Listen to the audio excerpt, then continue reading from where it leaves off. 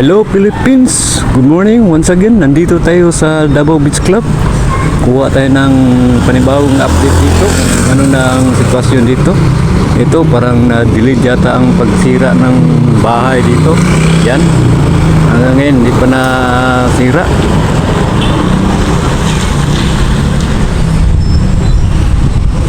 At saka dito medyo na-delay dito.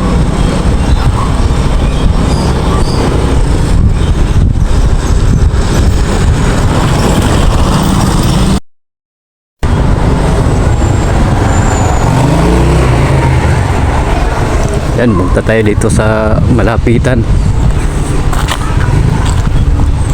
Lapit tayo dito.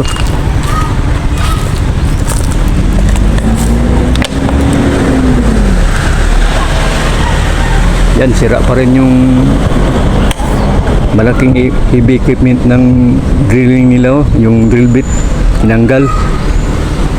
Ayan. Pero parang tapos na dito. Marami ng poste na gawa nila.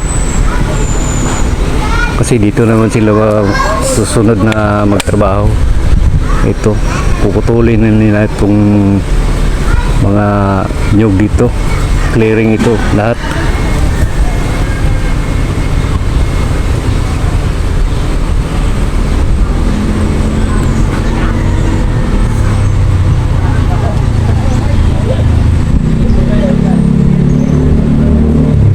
Yan, no? Kaya walang trabante dito, walang trabaho. Doon sila sa kabila sa may dagat. Concentrate sila doon. Kasi hindi pa nila na putol itong mga kahoy dito, mga puno.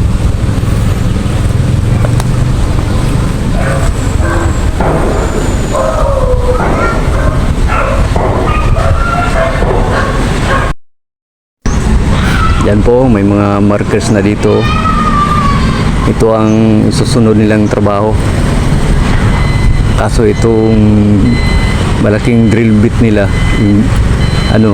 heavy equipment, sira pa, hindi pa naayos. Yan, may mga markers na yan. Ito ang susunod na lagyan ng mating. Ayan, o.